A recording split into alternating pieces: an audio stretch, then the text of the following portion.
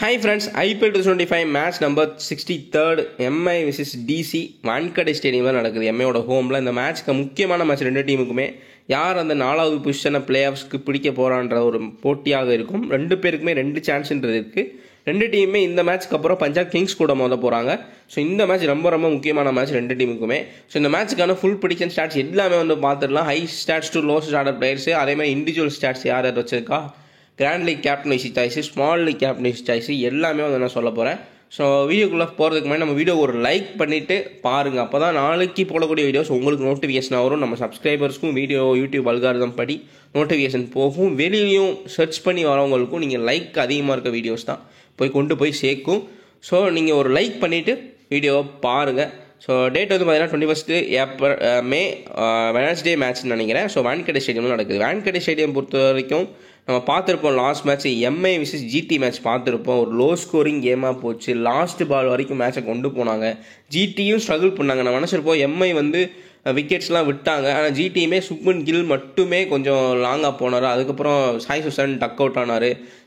நிறையா ட்ராமாஸ்லாம் நடந்துச்சு. இப்போ ஜாஸ் பட்டர் விக்கெட் எடுத்தாங்க. கடைசி வரைக்கும் போச்சு. மழை வந்துச்சு, ஓவர்ஸை கம்மி பண்ணாங்க. ஸோ அப்படின்றப்போ உங்களுக்கு லாஸ்ட் பால் வரைக்கும் போய் அந்த லாஸ்ட் பால்லையுமே ரன் அவுட்டுன்றது கரெக்டாக அடிச்சிருந்தாங்கன்னா எம்ஐ சூப்பர் ஓவர் கொண்டு போயிருக்கலாம் மேட்சை. அதை மிஸ் பண்ணனால ஜிடி வின் பண்ணிட்டு போனாங்க. ஸோ இந்த மேட்ச் அந்த மாதிரி போகுமான்னு கேட்டிங்கன்னா கொஞ்சம் டவுட்டு தான். ஏன்னா டிசியோட பவுலிங் அட்டாக்ன்றது கொஞ்சம் ரொம்ப டவுன் ஆகிருக்கு. ஏன்னா மிச்சல் ஸ்டார்க்கை நம்பியே இருந்தாங்க பவுலிங் அட்டாக் பொறுத்த வரைக்கும்.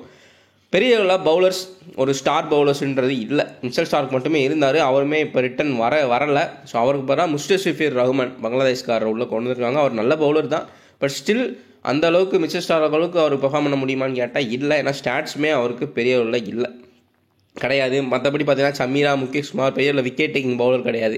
இந்த மேட்சை பொறுத்த வரைக்கும் மும்பை இந்தியன்ஸ் டாமினேட் பண்ணுறதுக்கான வாய்ப்புகள் இருக்குது. அவங்க தான் வின் பண்ணுறதுக்கான சான்ஸுமே இருக்குது. டிசி லாஸ் பண்ணிவிட்டு வெளியே போகிறதுக்கான சான்ஸ் இருக்குது. பிளே ஆஃப்ஸ்க்கு மும்பை இந்தியன்ஸ் போயிடுவாங்கன்னு தான் நான் நினைக்கிறேன். நீங்கள் என்ன நினைக்கிறீங்கன்றதை கமெண்ட்டில் சொல்லுங்கள்.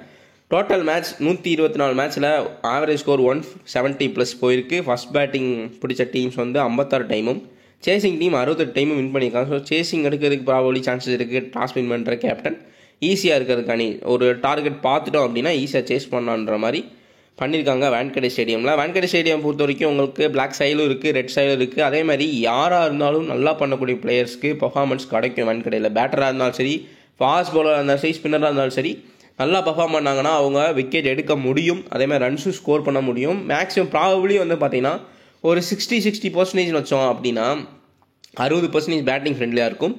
அதே மாதிரி 60% ஸ்பின்னாக பேஸான்னு கேட்டிங்கன்னா 60% பேஸுக்கு தான் சப்போர்ட்டாக இருக்கும். ஒரு 40 இல்லை 30% தான் ஸ்பின்னுக்கு சப்போர்ட்டுன்றது இருக்கும். ஸோ பேட்டர்ஸையும் பேசர்ஸையும் நம்ம ஒரு 50-50 எடுத்துக்கிட்டோம்னா பெட்டராக இருக்கும். ஸ்பின்னர்ஸை ஒரு 10% அந்த மாதிரி எடுக்கிறது பெட்டராக இருக்கும் வான்கடை ஸ்டேடியமை பொறுத்த வரைக்கும். லோ ஸ்கோரிங் கேமாக போகிறதுக்கு வாய்ப்புகள் கம்மி தான். But still 28 match low scoring கேமாக போயிருக்கு வான்கடையில்.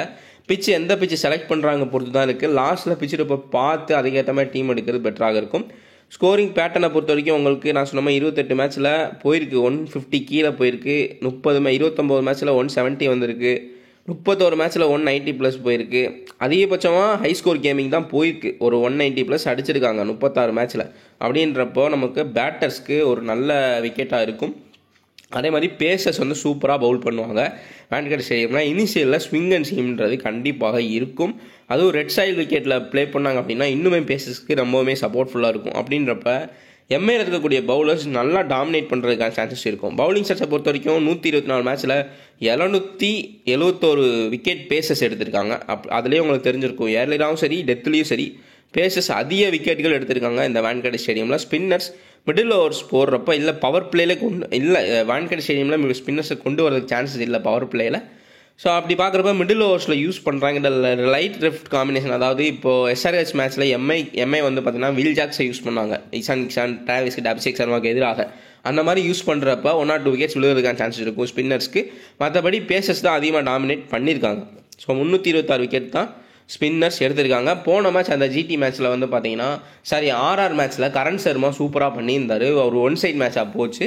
ஸோ கரண் சர்மாவுமே நல்லா பண்ணிட்டு இருக்காரு. பட் இந்த வான்கடை ஸ்டேடியமில் பொறுத்த வரைக்கும் பார்த்தீங்கன்னா கரண் சர்மா வராரா இல்லை அஸ்வினி குமார் இன்னொரு லெஃப்ட் ஆர்ம் சீமரை உள்ளே கொண்டு வராங்கன்றது தெரியல. பார்க்கலாம் என்ன பண்ணுறாங்கன்னு. ஸோ ப்ராவுல் பிளேயினோட பொறுத்த வரைக்கும் உங்களுக்கு ரோஹித் சர்மா, ரிக்கில்டன், அதே மாதிரி எம்ஐயில் பார்த்தீங்கன்னா பிளே ஆஃப்ஸ்க்கு ரீப்ளேஸ்மெண்ட் அறிவிச்சிட்டாங்க. Ryan Rickelton, Will Jacks, Corbin Bosch 3 பேருமே பிளே ஆஃப்ஸில் அவைலபிளாக இருக்க மாட்டாங்க. அவங்க 3 பேருக்கு பதிலாக யார் யார் உள்ளே வரான்றதை அறிவிச்சிட்டாங்க ஆல்ரெடி. ஸோ அவங்க நம்பிக்கையாக தான் இருக்காங்க நம்ம பிளே ஆஃப்ஸ் போயிடுவோம் அப்படின்னு. Rohit Sharma, Ryan Rickelton, Will Jacks, Suryakumar Yadav, Tilak Varma, Hardik Pandya, நமந்தர், தீபக் சகர் இல்லைனா அஸ்வினி குமார் வர்றதுக்கான பாசிபிலிட்டி இருக்குது. இல்லை கரண் சர்மாவுக்கு பதிலாக அஸ்வினி குமார் வர்றதுக்கான பாசிபிலிட்டி இருக்கும். மேபி ஒரு ஸ்பின்னர் இருந்தே ஆகணும் அப்படின்னா கரண் சர்மா உள்ள வச்சு தீபக் சகருக்கு பதிலாக அஸ்வினி குமார் வர்றதுக்கான பாசிபிலிட்டிஸ் இருக்குது. ஏன்னா அஸ்வினி குமார் பெட்டர்ன்னு நினைக்கிறேன். ஏன்னா தீபக் சகர் டெத்தில் போடுறப்ப பயங்கரமாக அடி வாங்குறாரு. ஸோ அவரை பவர் பிளேலே 3 ஓவர் தள்ள வேண்டியதாக இருக்குது. அதனால் அஸ்வினி குமாரை கொண்டு வரதுக்கான பாசிபிலிட்டிஸ் இருக்கும். கார்வின் போச்சு, பும்ரா, ட்ரெண்ட் போல்ட்டு, கரண் சர்மா அதுதான் அவங்களோட ப்ராபபிள் பிளேயிங் 11ஆக இருக்கும். இந்த டீமை பொறுத்த வரைக்கும் உங்களுக்கு ஃபேப் டூ பிளஸிஸ், கேஎல் ராகுல் இதுக்கப்புறம் வரக்கூடிய எல்லா மேட்சும் அவர் தான் ஓப்பனிங் பண்ண போகிறாரு. Abhishek Porel 1 down, Sameer Rizvi, Tristan Stubbs, Axar Patel, Vipraj Nigam, Mustafizur Rahman, Natarajan இல்லை முகேஷ் குமார் கூட கொண்டு வரதுக்கான பாசிபிலிட்டிஸ் இருக்குது. நட்ராஜன் போன மேட்ச் கொஞ்சம் போர் பர்ஃபார்மன்ஸ் அவருக்கு சொல்ல முடியாது. அது நல்லா பேட்டிங் கேட்டு 2 டீம்லேயுமே 2 பேர் 100 அடித்தாங்க. சுக்மன் கில் 90 அப்படின்றப்ப நட்ராஜன் லெஃப்ட் ஆர்ம் எடுத்துகிட்டு வராங்களா இல்லை முஸ்டபிசூர் ரஹ்மானும் லெஃப்ட் ஆர்ம் தான். ஸோ முகேஷ் குமாரை கொண்டு வராங்கன்றது தெரியல, பார்க்கலாம். குல்தீப் யாதவ், சமீரா, அசுதோஷ் சர்மா இதுதான் அவங்களோட ப்ராபபிள் 12ஆக இருக்கும். இந்த மேட்சுக்கான டியோ சாய்ஸ் பார்த்துடலாம். நம்ம Mumbai Indians, Delhi Capitals duo option இருக்குது. குபேரா ஃபேண்டசி இன்ஸ்டால் பண்ணவங்க இன்ஸ்டால் பண்ணிக்கோங்க. ஸோ பேட்டர் செட்டில் பார்த்தீங்கன்னா இன்றைக்கான மேட்ச்சில் ரோஹித் சர்மா, சூரியகுமார் யாதவ், கேஎல் ராகுல், ரைன் ரிக்கில்டன், அபிஷேக் பொரேல் கொடுத்துருக்காங்க. எல்லாமே ப்ராபபிளி கேஎல் ராகுலுக்கு தான் போவாங்க, இல்லை சூரியகுமார் யாதவுக்கு போவாங்க. ரைன் ரிக்கில்டன் ஒரு தேர்ட் ஆப்ஷனாக நல்ல ஆப்ஷனாகவே இருப்பார் ரைன் ரிக்கில்டன். இல்லை நீங்கள் கேஎல் ராகுலுக்கே போகிறீங்க அப்படின்னா எம்டி கான்டெஸ்ட்டில் முதலே ஜாயின் பண்ணிக்கிறது பெட்டராக இருக்கும். நான் ஃபைனல் சாய்ஸ் நம்ம டெலகிராமில் கொடுப்போம் லைனப் வந்தப்பறம், அதை நீங்கள் சூஸ் பண்ணிக்கலாம். அப்படி இல்லைனா உங்களோட சாய்ஸ் படியும் போகலாம். ப்ராபபிளி வீடியோ பார்த்து ஸ்டாட்ஸ் பார்த்து உங்களுக்கு யார் தோணுதோ கரெக்டான ஒரு பிளேயரை பிக் பண்ணி ப்ளே பண்ணிங்கன்னா சூப்பராக ப்ராஃபிட்ன்றது பார்க்கலாம். நமக்கே தோணும் அந்தந்த நாளைக்கு இந்த பிளேயர் பெர்ஃபார்ம் பண்ணுவாங்கன்னு.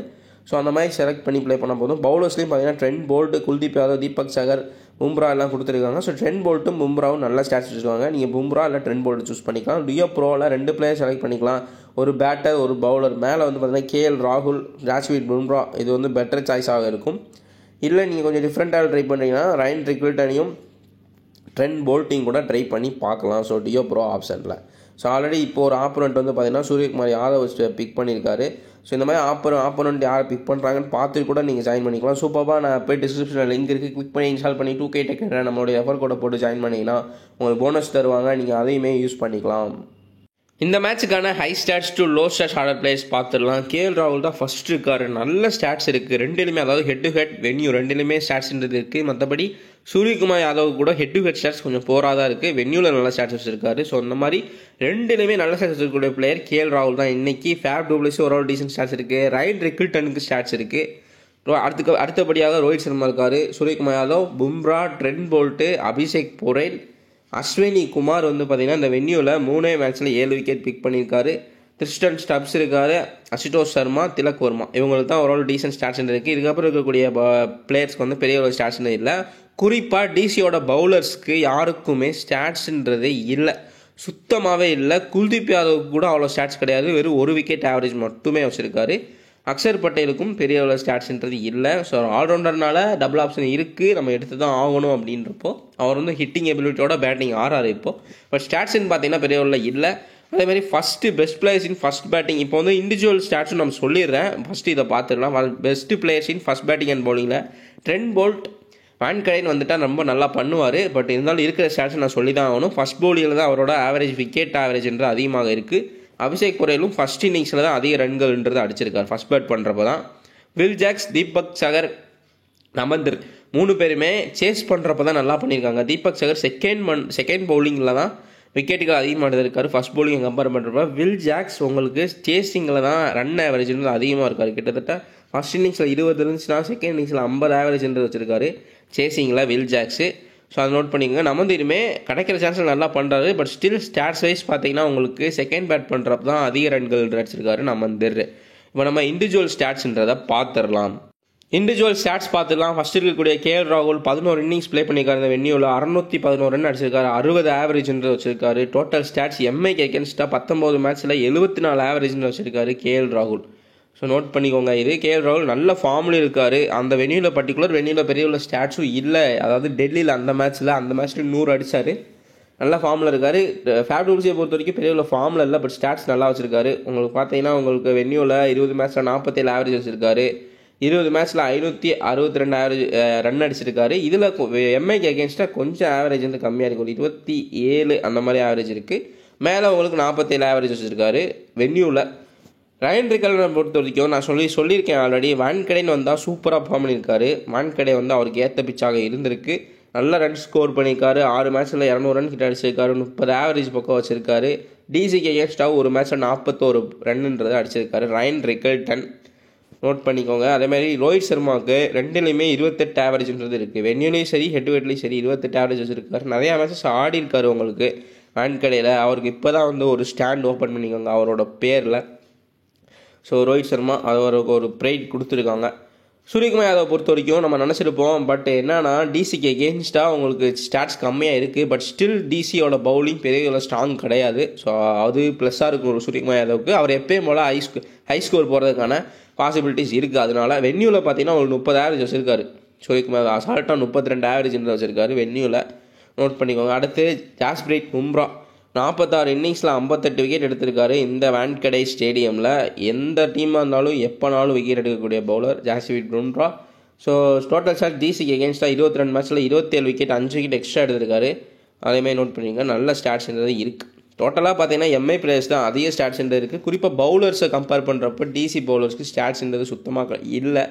எம்ஐ பவுலர்ஸ் தான் அதிகமாக ஸ்டாட்ஸ் எடுத்து வச்சுருக்காங்க. ட்ரெண்ட் போல்ட்டு கூட பாருங்கள் 17 இந்த வென்யூவில் 17 மேட்ச்சில் 21 விக்கெட்டும், டிசிக்கு எகேன்ஸ்டாக 12 மேட்ச்சில் 15 விக்கெட் எடுத்திருக்காரு. 3 விக்கெட் எக்ஸ்ட்ரா எடுத்து வச்சுருக்காரு ட்ரெண்ட் போல்ட்டு. அபிஷேக் பொரேல் வந்து பார்த்திங்கன்னா பர்டிகுலர் வென்யூவில் ஒரு மேட்ச்சில் 41 ரன்னுன்றது அடிச்சிருக்காரு. அதே மாதிரி இந்த எம்ஐக்கு எகேன்ஸ்டாக 4 மேட்ச்சில் 111 ரன் அடிச்சிருக்காரு. இங்கே ஒரு 40 ரன் அடிச்சிருக்காரு. ஒரே மேட்ச் தான் ப்ளே பண்ணியிருக்காரு. அதேமாதிரி இங்கே ஸ்டாட்ஸ் வைஸ் பார்த்தீங்க உங்களுக்குனா ஒரு 26 அந்த மாதிரி ஆவரேஜ்ன்றது இருக்கும். அதுவே போதுமான அளவாக இருக்கும் ட்ரீம் டீமுக்குள்ளே வரதுக்கு. பட் எம்ஐ கூட இவர் எப்படி பண்ண போகிறான்றது பார்க்கலாம். ஒரு முக்கியமான இம்பார்ட்டன்ட் மேட்ச் இது. ஸோ இப்போ நம்ம மேட்ச் அனலைஸ் பார்த்துடலாம். ஸோ இவங்களுக்கு தான் நல்ல ஸ்டாட்ஸ்ன்றது இருக்குது. அதுக்கப்புறம் இருக்கக்கூடிய பிளேயர்ஸ் வந்து பார்த்தீங்கன்னா உங்களுக்கு அஸ்வினி குமார் நான் சொல்லிட்டேன் 3 மேட்ச்சில் வந்து 7 விக்கெட் எடுத்திருக்காரு இந்த வென்யூவில். ஒரு நல்ல ஸ்டாட்ஸ் வச்சுருக்காரு. இவர் ட்ரிஸ்டன் ஸ்டம்ப்ஸ் வந்து எம்ஐக்கு வென்யூவில் பெரிய ஸ்டாட்ஸ் இல்லை, வெறும் 10-15 ஆவரேஜ் தான் இருக்குது. எம்ஐக்கு எகெயின்ஸ்டாக நல்லா அடிச்சிருக்காரு. கிட்டத்தட்ட வந்து நல்ல ரன்ஸ் அடிச்சிருக்காரு. 30 ஆவரேஜ்ன்றது வச்சிருக்காரு. 3 மேட்ச்சில் 100 ரன்னு கிட்ட அடிச்சிருக்காரு ட்ரிஸ்டன் ஸ்டம்ப்ஸ் எம்ஐக்கு எகெயின்ஸ்டாக. அசுதோஷ் சர்மாவும் எம்ஐக்கு எகெயின்ஸ்டாக நல்லா ப்ளே பண்ணியிருக்காரு. திலக் வர்மாவுக்கு வென்யூவில் ஸ்டாட்ஸ் ரொம்ப கம்மியாகிடுச்சு இப்போது. ஏன்னா அவர் வந்து நிறையா மேட்ச் அவுட் ஆனனால ஒரு 22 ஆவரேஜ் வச்சுருக்காரு. டெல்லிக்கு எகெயின்ஸ்டாக ஓரளவுக்கு டீசெண்டாக 30 ஆவரேஜ்ன்றது வச்சுருக்காரு திலக் வர்மா. பட் அவர் பெரிய ஃபார்மில் இல்லை. இப்போ நம்ம மேட்ச் அனலைசிஸ் பார்த்துடலாம். ரோஹித் சர்மா பொறுத்த வரைக்கும் இந்த மேட்ச் 50-50 தான் சொல்ல முடியும். அது ஏன்னா அந்த பக்கம் ஸ்டார் பவுலர்ஸ் இல்லாட்டியுமே முஸ்தபிர் ரஹ்மான், நட்ராஜன் சொல்லி 2 லெஃப்ட் ஆர்ம் சீமர்ஸ் வச்சுருக்காங்க. ஸோ லெஃப்ட் ஆர்ம் சீமர்னாலே ரோஹித் சர்மா கொஞ்சம் ப்ராப்ளம் இருக்க தான் செய்யுது. அதே மாதிரி யாரையோ ஸ்விங் அண்ட் சீம்ன்றது இருக்கும் அப்படின்றப்ப ரோஹித் சர்மாவை ஃப்ளாப் ஆகக்கூடிய சான்சஸுமே இருக்குது. ஸோ 50-50 தான் ரோஹித் சர்மாவை சொல்ல முடியும். இல்லைனா ஹிட் பண்ணுறதுக்கான சான்சஸுமே இருக்குது. ஸோ ரோஹித் சர்மா எந்த மேட்சாக இருந்தாலும் உங்களுக்கு 50-50 தான், 100% சொல்ல முடியாது. ஸோ ரயன் ரிக்கல்டன் நல்லா பர்ஃபார்ம் பண்ணுறதுக்கான வாய்ப்புகள் இருக்குது. வான்கடையில் குறிப்பாக நல்லா பண்ணியிருக்காரு. ப்ளஸ் உங்களுக்கு விக்கெட் கீப்பிங் பாயிண்ட்ஸுமே வர்றதுனால அவர் ட்ரீம் டீமுக்குள்ளே உள்ள வரதுக்கான பாசிபிலிட்டிஸ் அதிகமாகவே இருக்கும். ஸோ வில் ஜாக்ஸை பொறுத்த வரைக்கும் அவரோட பேட்டிங் ஆர்டர் அதை பற்றி பேசியே ஆகணும். என்னன்னா இப்போ ரோஹித் சர்மா ஃப்ளாப் ஆகி மட்டுமே உங்களுக்கு வில் ஜாக்ஸ் கொண்டு வருவார். இப்போ இவங்க 2 பேருமே ஒரு 6-7 ஓவர் 8 ஓவர் ஆடிட்டாங்க அப்படின்னா வில் ஜாக்ஸை கீழே தள்ளிடுவாங்க. அதாவது நம்மந்திருக்கு அந்த பக்கம் தள்ளிடுவாங்க. உங்களுக்கு சூரியகுமார் யாதவ், அதுக்கப்புறம் ஹர்திக் பாண்டியா, திலக் வர்மா, இவங்க 2 பேரில் யார் வருவான்றது சொல்ல முடியாது. ஹர்திக் பாண்டியா எடுக்கக்கூடிய முடிவில் தான் அது இருக்குது. அதுக்கப்புறம் நமந்திர் கடைசியில் ரன் ஏற்றுறதுக்கு நமந்திரை கொண்டு வந்துடுவாங்க. அதுக்கப்புறம் தான் வில் ஜாக்ஸை கொண்டு வருவாங்க. அப்படி இல்லை ரோஹித் சர்மா ஃப்ளாப் ஆகிட்டா கண்டிப்பாக 1-1 வந்து வில் ஜாக்ஸ் வந்துடுவார். ப்ளஸ் உங்களுக்கு பவுலிங் போடுவாரான்றது கொஞ்சம் சந்தேகம் தான் இந்த மேட்ச். ஏன்னா அந்த பக்கம் பார்த்தீங்கன்னா அபிஷேக் பொரேலும் அக்ஷர் பட்டேலும் மட்டுமே லெஃப்ட் ஹேண்டர்ஸ் இருக்காங்க. மேபி அவங்க வந்தால் உடனே ஹர்திக் பாண்டியா லெஃப்ட் ஹேண்டர்ஸ் வந்தாலே வில் ஜாக்ஸ்க்கு ஒரு ஓவர் கையில் கொடுத்துறாரு. அப்படி கொடுத்தா பவுலிங் போகிறதுக்கான பாசிபிலிட்டிஸ் இருக்கும். மற்றபடி இல்லை அப்படின்னா ஒரு பியூர் பேட்டராக தான் யூஸ் ஆவார் வில் ஜாக்ஸ். நான் சொன்ன மாதிரி ரோஹித் சர்மா ஃப்ளாப் ஆனால் மட்டுமே 1-1 வருவார் வில் ஜாக்ஸு. இல்லை ரயன் ரிக்கல்டன் ஃப்ளாப் ஆனால் மட்டுமே ஒரு விக்கெட் போனால் மட்டுமே 1-1 வருவார். அப்படி இல்லைனா பேட்டிங் ஆடுறது கீழே தள்ளிடுறாங்க. நிறையா மேட்சஸ் அப்படி தான் பண்ணியிருக்காங்க.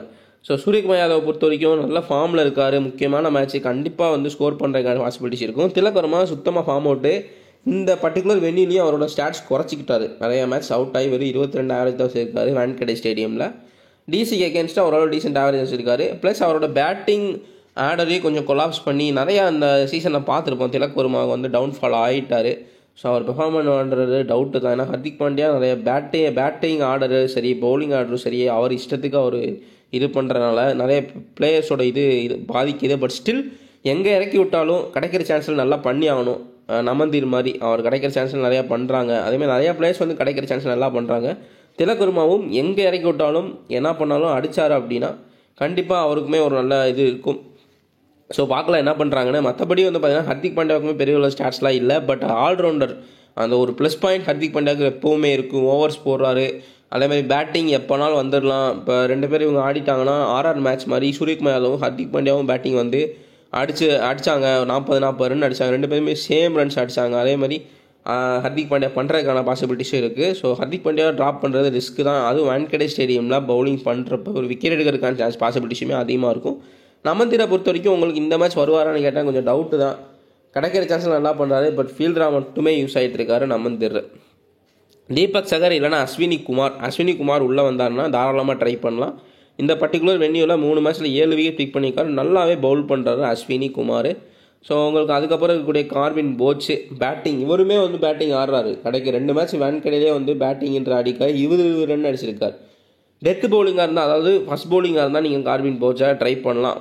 மற்றபடி இல்லைனா ட்ராப் பண்ணிக்கிறது பெட்டராக இருக்கும். ட்ரெண்ட் போல்ட், பும்ரா இவங்க 2 பேர் கையில் தான் அந்த மேட்ச்சுமே இருக்கும்.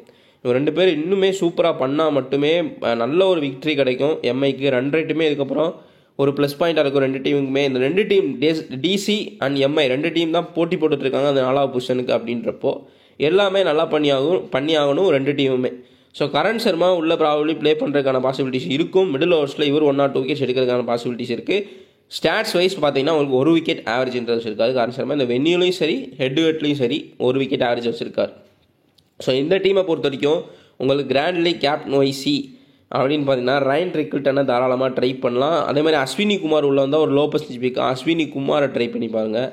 அதுக்கப்புறம் கேப்டன் மற்றபடி பார்த்தீங்கன்னா ரோஹித் சர்மா, சூரியகுமார் யாதவ் இது மாதிரி பிக் பிளேயர்ஸ்லாம் எல்லாருமே ட்ரை பண்ணுவாங்க. ஸோ ரைன் ரிக்கில்டனையும் ட்ரை பண்ணியிருப்பாங்க. நீங்கள் ரைன் ரிக்கில்டனையும் தாராளமாக ட்ரை பண்ணி பார்க்கலாம் கிராண்ட் லீக் கேப்டன் வைசியில். பும்ரா அதேமாதிரி ட்ரை பண்ணுங்கள். ட்ரெண்ட் போல்ட்டையும் ட்ரை பண்ணலாம். அதேமாதிரி எம்ஐக்கு ஒன் சைட் டீம், அதாவது எப்படின்னா பேட்டர்ஸ் டிசியோட பேட்டர்ஸ் கேஎல் ராகுல், Faf du Plessis, Axar Patel allrounder performance, அப்புறம் த்ரிஸ்டன் செம்ஸ் இவங்க 4 பேர்த்தை எடுத்துகிட்டு மிச்சம் இருக்கக்கூடிய 7 பிளேயரை வந்து எம்ஐயில் எடுத்துகிட்டு எம்ஐக்கு கேப்டன் வைசி கொடுத்து டீம்ஸ் ட்ரை பண்ணி பாருங்கள். பெட்டராக இருக்குன்னு நினைக்கிறேன். பார்க்கலாம் எப்படி போகுதுன்னு. எம்ஐக்கு ஒன் சைடாக போகிறதுக்கான பாசிபிலிட்டிஸுமே இருக்குது. இன்கேஸ் கேஎல் ராகுலையும் ஃபேப் டூ பிளஸையும் வேகமாக தூக்கிட்டாங்க அப்படின்னா ஒன் சைடாக போகிறதுக்கான பாசிபிலிட்டி அதிகமாக இருக்கும். ஸோ ஒரு 2-3 டீம் போடுறீங்க அப்படின்னா நான் சொன்ன மாதிரி 4 பிளேயர் டிசியில் எடுத்துகிட்டு 7 பிளேயர் எம்ஐயில் எடுத்துகிட்டு கேப்டன் வைசி ட்ரை பண்ணி பாருங்கள். இன்னொரு டீமில் ஒன் சைடாக போடுங்க. இன்னொரு 3வது டீமில் ஒரு நியூட்ரல் டீமாக ட்ரை பண்ணி பாருங்கள். அதாவது டிசியோட பவுலர்ஸையும் எடுத்து எம்ஐ, அதாவது ஈக்குவலாக 2 டீமுக்குமே ஈக்குவலாக போட்டு ட்ரை பண்ணி பாருங்கள். அந்த டீமை பொறுத்த வரைக்கும் உங்களுக்கு ஃபேப் டூ பிளஸி 2 மேட்சஸ் சொதப்பிட்டு இருக்காரு. ஓரளவு டீசன்ட் ஸ்டாட்ஸ் இருக்காரு. இவருக்குமே கொஞ்சம் லெஃப்ட் ஆர்ம் சீமஸ்ட்டு ப்ராப்ளம்ன்றது இருக்குது. அப்படி பார்த்தா அஸ்வினி குமார் உள்ள வந்தால் அஸ்வினி குமார், ட்ரெண்ட் போல்ட் 2 பேருமே போடுவாங்க. மற்றபடி வான்கடே ஸ்டேடியமில் 47 ஆவரேஜ் வச்சிருக்காரு ஃபேப் டூ பிளஸி. முக்கியமான மேட்ச்சு எல்லாம் நல்லா பண்ண தான் பார்ப்பாங்க. அப்படின்றப்ப ஃபேப் டூ பிளஸி 2 மேட்சாக ஃப்ளாப் ஆயிருக்கு. கண்டிப்பாக வந்து இந்த மேட்ச் ட்ரீம் டீமில் வரதுக்கான சான்ஸ் பாசிபிலிட்டிஸ் அதிகமாக இருக்கும். ஃபேப் டூ பிளஸி தாராளமாக ட்ரை பண்ணலாம். கேஎல் ராகுல் கண்டிப்பாக உள்ளே வந்துடுவார். அபிஷேக் பொரேல் தான் கொஞ்சம் டவுட்டாக இருக்குது. என்னன்னா அவர் வந்து இந்த வென்யூவில் 40 ரன் அடிச்சிருக்காரு. அதே மாதிரி எம்ஐக்கு அகேன்ஸ்டாக 4 மேட்ச்சில் 111 ரன் அடிச்சிருக்காரு. பட் ஸ்டில் இது வந்து ஒரு இம்பார்ட்டன்ட் மேட்ச்சு, கொஞ்சம் நர்வஸ் ஆகாமல் விளாடணும். அதேமாதிரி அந்த பக்கம் பும்ரா, ட்ரெண்ட் போல்ட்டுன்னு எல்லாம் வந்து பவுலிங் பண்ணுவாங்க. இன்கேஸ் ஃபேப் டூ பிளஸி ஃப்ளாப் ஆனால் 1-1 அபிஷேக் பொரேல் தான் வருவார். அவர் அடிப்பாரான்றது ஒரு கேள்விக்குறியாக தான் இருக்குது. ஒரு ரிஸ்கி பிளேயராக மட்டுமே அபிஷேக் பொரேல் இந்த மேட்ச் இருக்கிறதுக்கான பாசிபிலிட்டிஸ் இருக்குது. நீங்கள் ரிஸ்க்காக ட்ரை பண்ணால் ட்ரை பண்ணலாம். மற்றபடி ட்ரிஸ்டன் ஸ்டப்ஸ் வந்து பார்த்தீங்கன்னா ஸ்பின்னுக்கு கொஞ்சம் தடுமாறுறாரு. இந்த மாதிரி கரண் சர்மா போடுறப்போ கொஞ்சம் தடுமாற்றம் இருக்க தான் செய்யும். பட் பேசஸை கொஞ்சம் நல்லா ஆடக்கூடிய பிளேயர் தான். கிடைக்கிற சான்ஸில் நல்லா ஹிட் பண்ணி ட்ரீம் டீமுக்குள்ளே வந்துட்டு இருக்காரு. மேக்ஸிமம் ஆஃப் த மேட்சஸில் ட்ரிஸ்டன் ஸ்டப்ஸ் ட்ரீம் டீமுக்குள்ளே இருக்கார். நானும் பார்த்துட்டேன். ஸோ நீங்களும் பார்த்துருப்பீங்க. ஸோ ட்ரிஸ்டன் ஸ்டப்ஸை தாராளமாக ட்ரை பண்ணுங்கள். கண்டிப்பாக விக்கெட்ஸ் எடுப்பாங்க எம்ஐ. அப்படின்றப்போ ட்ரிஸ்டன் ஸ்டப்ஸு, அக்ஷர் பட்டேல்லாம் வந்து பெர்ஃபார்ம் பண்ணுறதுக்கான வாய்ப்புகள் இருக்கும். விப்ராஜ் நிகம் அதே மாதிரி ரோஹித் சர்மாவுக்கு லெஃப்ட் ஆர்ம் சீமர்ஸ் மட்டும் கிடையாது, லெக் ஸ்பின் ப்ராப்ளமும் இருக்குது. விப்ராஜ் நிகம் தான் லாஸ்ட் மேட்ச் எம்ஐ கூட டிசி ப்ளே பண்ணுறப்போ விக்கெட்டுன்றது எடுத்தார். ஸோ விராட் கோலியும் எடுத்திருக்காரு, ரோஹித் சர்மாவையும் விக்கெட்டுன்னு எடுத்திருக்காரு விப்ராஜ் நிகம். முஸ்டபிசூர் ரஹ்மான் ஃபஸ்ட் பவுலிங்காக இருந்தால் மேபி டெத்தில் போகிறப்ப விக்கெட் எடுக்கிறதுக்கான பாசிபிலிட்டி இருக்குது. இல்லை ரோஹித் சர்மாவை விக்கெட் எடுக்கிறதுக்கான பாசிபிலிட்டிஸ் இருக்குது. நட்ராஜன் ஒரு போர் ஃபார்மில் இருக்கார். அந்த கேன்சல் ஆன மேட்ச்சில் பிரியன் சாரியாவை விக்கெட் எடுத்தார். அதுக்கப்புறம் அப்படியே மேட்சை ட்ராப் பண்ணிட்டாங்க. போன மேட்ச் அடி சாய் சுதர்சன் பிரின்னு பிரிச்சிட்டாரு நட்ராஜனை. ஸோ இந்த மேட்ச்சு கம்பேக் கொடுக்க பார்ப்பார். பட் சுத்தமாக ஸ்டாட்ஸ் இல்லை. எம்ஐக்கு எதிராக இவர் வந்து 5 மேட்ச் ப்ளே பண்ணியிருக்காருன்னு நினைக்கிறேன். அதில் 0 விக்கெட்டு, 1 விக்கெட்டோ இல்லை 0 விக்கெட் தான் எடுத்திருக்காரு. வென்யூலையும் பெரிய உள்ள ஸ்டாட்ஸே இல்லை நட்ராஜனுக்கு. ரொம்ப ரொம்ப ஒரு மோசமான ஸ்டாட்ஸ் இருக்குது. குல்தீப் யாதவ் 1 விக்கெட் ஆவரேஜுக்கும் கொஞ்சம் கம்மியான ஆவரேஜ் வச்சுருக்காரு. சமீராவுக்கு சுத்தமாக ஸ்டாட்ஸ் கிடையாது. இவங்க பவுலர்ஸ் யாருக்குமே பெரிய உள்ள ஸ்டாட்ஸுன்றது இல்லை டிசி. அதுதான் ஒரு பெரிய மைனஸாக இருக்க போகுது டிசிக்கு இந்த பர்டிகுலர் மேட்ச்சில். ஏன்னா பவுலர்ஸுமே பெரிய உள்ள ஸ்ட்ராங் பவுலிங் கிடையாது. ஸோ நான் சொல்கிறது உங்களுக்கு புரிஞ்சிருக்கும். ஸோ எம்ஐக்கு ஃபேவராக போகிறது பெட்டராக இருக்கும். ஃபேப் டு பிளஸி, கேஎல் ராகுல், ட்ரிஸ்டன் சப்ஸு, அக்ஷர் பட்டேல், அபிஷேக் பொரேல், இவங்க 5 பேர்த்துக்குள்ளே இந்த 5 பேர் இல்லாட்டி 4 பேர் வந்து ட்ரீம் டீம் வரதுக்கான பாசிபிலிட்டிஸ் இருக்கும். மற்றபடி பவுலர்ஸ் வருவாங்கன்றது கேள்விக்குறியாக தான் இருக்குது. ஃபஸ்ட் பவுலிங் பண்ணாங்க அப்படின்னா கண்டிப்பாக ரன் ஏற்றுறப்போ லாஸ்ட்டில் டெத்தில் பவுலிங் பண்ணுறப்போ விக்கெட் எடுக்கிறதுக்கான பாசிபிலிட்டிஸ் இருக்கும். அப்போ முஸ்டபிசூர் ரஹ்மானையும் நட்ராஜனையும் எடுக்கலாம். செகண்ட் பவுலிங்னா கண்டிப்பாக நம்ம ட்ராப் பண்ணுறது பெட்டராக இருக்குன்னா சேசிங்னா பண்ணிடுவாங்க. கண்டிப்பாக சேஸ் பண்ணிடுவாங்க எம்ஐ. பார்க்கலாம் மேட்ச் எப்படி போகுன்றது. இந்த டீமை பொறுத்த வரைக்கும் கிராண்ட்லே கேப்டன் வைசி ஃபேப் டு பிளஸி 2 மேட்சாக ஃப்ளாப் ஆகிட்டு இருக்காரு. ஸோ ஃபேபை ட்ரை பண்ணுங்கள் கிராண்ட் லீக்கில். அதே மாதிரி அபிஷேக் பொரேலையும் நீங்கள் ட்ரை பண்ணலாம். பெரிய உள்ள ஹை ஸ்கோர் போய் ட்ரீம் டீம் கேப்டனாலாம் வரமாட்டார் அபிஷேக் பொரேல். ஒரு லோ பர்சன்டேஜ் பிக்காக ட்ரை பண்ணலாம். முஸ்டபிசூர் ரஹ்மானை வேணால் ட்ரை பண்ணலாம் இந்த டிசி பவுலர்ஸில். மற்றபடி பெரிய உள்ள வேறு யாருக்குமே ஸ்டாட்ஸ்ன்றது இல்லை. இவருக்குமே ஸ்டாட்ஸ் அவ்வளோவா இல்லை. பட் ஸ்டில் ஒரு லெஃப்ட் ஆர்ம் சீமரு, ஒரு நல்லா பண்ணக்கூடிய பவுலர். போன வருஷம் சிஎஸ்கே ப்ளே பண்ணப்போ விக்கெட்ஸ் நிறைய எடுத்திருக்காரு. அவர் கொஞ்சம் எக்ஸ்பீரியன்ஸும் இருக்குது. அதனால தான் நான் சொல்கிறேன். ஸோ ஏர்லியராக ரோஹித் சர்மா எடுக்கிறதுக்கான பாசிபிலிட்டிஸ் இருக்கும். ஒன்று நட்ராஜனை வந்து பவர் பிளேயில் யூஸ் பண்ண மாட்டாங்கன்னு நினைக்கிறேன் இனி. ஸோ முஸ்டபிசூர் ரஹ்மான் தான் போடுவார். மேபி டெத் பவுலிங் லாஸ்ட்டில் ஃபஸ்ட் 2 பவர் பிளேயில் 2 ஓவர், அதே மாதிரி லாஸ்ட்டில் டெத் பவுலிங்கில் 2 ஓவர் போட்டார் அப்படின்னா முஸ்டபிசூர் ரஹ்மான் பாயிண்ட்ஸ் எடுக்கக்கூடிய வாய்ப்புகள் இருக்குது. மற்றபடி மற்ற பிளேயர்ஸ் யாருக்குமே பெரிய ஒரு ஸ்டாட்ஸ் இல்லை. Tristan Stubbs, Axar Patel, Faf, KL ராகுல், அபிஷேக் பொரேல் இவங்கெல்லாம் கொஞ்சம் டீசெண்டாக பண்ணுறதுக்கான பாசிபிலிட்டிஸ் இருக்குது. விப்ராஜ் நிகம் நீங்கள் நினைக்க மாட்டோம் விப்ராஜ் நிகம் பெர்ஃபார்ம் பண்ணுவாருன்னு. அந்த மாதிரி மேட்ச்சில் விப்ராஜ் நிகம் பெர்ஃபார்ம் பண்ணுறதுக்கான பாசிபிலிட்டிஸ் இருக்குது. அந்த பக்கம் நிறைய ரைட் ஹேண்டர்ஸ் இருக்காங்க. அப்படின்றப்போ விப்ராஜ் நிகம் ஒரு லெக் ஸ்பின்னர் அப்படின்றப்போ விக்கெட் எடுக்கிறதுக்கான பாசிபிலிட்டி இருக்குது. ஆல்ரெடி ரோஹித் சர்மாவையும் விக்கெட் எடுத்திருக்காரு விப்ராஜ் நிகம். ஒரு லோ பர்சன்டேஜ் பிக்காக நீங்கள் விப்ராஜ் நிகத்தை ஒரு டிஃப்ரெண்ட் பிக்காக ட்ரை பண்ணி பார்க்கலாம். இந்த மேட்ச்சு தப்பு கிடையாது. ஸோ ஸ்மால் லீகை பொறுத்த வரைக்கும் உங்களுக்கு கேப்டன் வைஸ் யாரை ட்ரை பண்ணுவாங்க அப்படின்னா அதிகபட்சமாக ஃபேப்பை ட்ரை பண்ணுறதுக்கு பாசிபிலிட்டிஸ் கம்மியான லாஸ்ட் 2 மேட்சாக ஃபேப்பு. ஸோ கேஎல் ராகுல், அந்த பக்கம் யார் இருக்கா, ஹர்திக் பாண்டியா, அதுக்கப்புறம் வந்து பார்த்தீங்கன்னா சூரியகுமார் யாதவ். 3 பேர்த்துக்குள்ளே தான் 4 பேர் பும்ரா 4 பேர்த்துக்குள்ளே தான் மாற்றி ட்ரை பண்ணியிருப்பாங்க. உங்களுக்கு பிச் ரிப்போர்ட் பாருங்கள். கடைசியில் பார்த்துட்டு பவுலர்ஸ்க்கு நல்லா சப்போர்ட்டாக இருக்குது அப்படின்னா நீங்கள் பும்ராவை கூட ஈஸியாக ட்ரை பண்ணலாம். இல்லை பேட்டிங்க்கு நல்லா இருக்குது அப்படின்னா நீங்கள் கேஎல் ராகுலையும் சூரியகுமார் யாதவையும் சேஃபாக போகிறது பெட்டராக இருக்கும். அதே மாதிரி 10 பிளேயர்ஸ் வந்து உங்களுக்கு பர்சன்டேஜ் சேஃபாக எடுத்துகிட்டு 11வது ஆளை ஸ்டாட்ஸ் இருக்கக்கூடிய லோ பர்சன்டேஜ் பிளேயரை எடுத்துகிட்டு கேப்டன் வைசி சேஃபாக போகிறது பெட்டராக இருக்கும். கேஎல் ராகுல் கண்டிப்பாக பெர்ஃபார்ம் பண்ணுவார். அதே மாதிரி சூரியகுமார் யாதவும் பெர்ஃபார்ம் பண்ணுறதுக்கான பாசிபிலிட்டிஸ் இருக்கும். இல்லை கொஞ்சம் டிஃப்ரெண்ட்டாக ட்ரை பண்ணுறோம் அப்படின்னா ரைன் ட்ரிக்கிள்டனை கூட ட்ரை பண்ணி பாருங்கள். இந்த மேட்ச் ஸ்மால் லீக்லேயும் கொஞ்சம் ரிஸ்க்கு தான், டிஃப்ரெண்ட்டாக தான் இருக்கும். பட் ஸ்டில் அவர் இந்த பர்டிகுலர் வென்யூவில் நல்லா பண்ணியிருக்காரு அப்படின்றப்போ ரைன் ட்ரிக்கிள்டனை ட்ரை பண்ணுறது தப்பு கிடையாது. அதே மாதிரி விக்கெட் கீப்பிங் பாயிண்ட்ஸுமே கொஞ்சம் எக்ஸ்ட்ரா வரும். இப்போ நம்ம ஜிஎல் டெமோ டீம்ஸ்ன்றதை பார்த்துடலாம். ஃபர்ஸ்ட் டீம் பார்த்துடலாம். கேஎல் ராகுல், Ryan Rickelton, Suryakumar Yadav, Rohit Sharma, Tristan Stubbs, Faf du Plessis, Hardik Pandya, Axar Patel, Bumrah, Trent Boult, Ashwani குமாரை ட்ரை பண்ணியிருக்கேன். ஸோ இதுக்கு பதிலாக கரண் சர்மா ப்ளே பண்ணால் கரண் சர்மாவை எடுத்துக்கோங்க. இல்லை முஸ்டபிசூர் ரஹ்மானை கூட ட்ரை பண்ணி பார்க்கலாம். Ryan Rickelton captain, vice captain Faf. So இந்த சீசன் பெரிய உள்ள ஃபேப் பெர்ஃபார்மன்ஸ் பண்ணல. 1-2 மேட்ச்சில் தான் நல்லா பெர்ஃபார்ம் பண்ணியிருந்தார். எல்லா மேட்ச்லேயும் ஃப்ளாப்பு. சில மேட்சஸ் இன்ஜுரினால ப்ளே பண்ணலை. நல்ல ஸ்டாட்ஸ் இருக்குது எம்ஐக்கு வென்யூவில் அப்படின்றப்போ நல்லா பெர்ஃபார்ம் பண்ணுறதுக்கான வாய்ப்புகள் இருக்கிறனால ஈஸியாக ட்ரை பண்ணியிருக்கேன். செகண்ட் டீம் வந்து பார்த்தீங்கன்னா கேஎல் ராகுல், Ryan Rickelton, Abhishek Porel, Suryakumar Yadav, Tristan Stubbs, Hardik Pandya, Axar Patel, Will Jacks, Bumrah, Trent Boult, Mustafizur Rahman. So நீங்கள் நியூட்ரல் டீமும் ஒரு டீம் ட்ரை பண்ணுங்கள். எம்ஐக்கு ஒன் சைடாக ஒரு டீம் ட்ரை பண்ணுங்கள். மும்பையில் பயங்கரமாக மழை பெஞ்சிட்ருக்கான். ஸோ நாளைக்கும் மழை இருக்குன்னு சொல்லியிருக்காங்க. பாப்பா மேட்ச் என்ன ஆகுதுன்னு. இப்படி மழை பெஞ்சா ஓவர் குறைக்கலாம். எகெயின் அந்த எம்ஐ ஜிடி மேட்ச் மாதிரி போகிறதுக்கான பாசிபிலிட்டிஸும் இருக்குது. ஸோ அந்த ஸ்கோர் கார்டை பார்த்து அதே மாதிரி டீம் போடவும் ட்ரை பண்ணி பாருங்கள் இந்த பர்டிகுலர் மேட்ச்சுக்கு. கேப்டன் கேஎல் ராகுல் ஹை ஸ்டார்ஸ் வச்சிருக்காரு இந்த மேட்ச்சுக்கு. கேஎல் ராகுல் அவரே வந்து யூனிவர்சல் கேப்டனாக, அதாவது ட்ரீம் டீம் கேப்டனாக வருவான்னு சொல்லிட்டு அவரை கேப்டன் கொடுத்துருக்கேன்.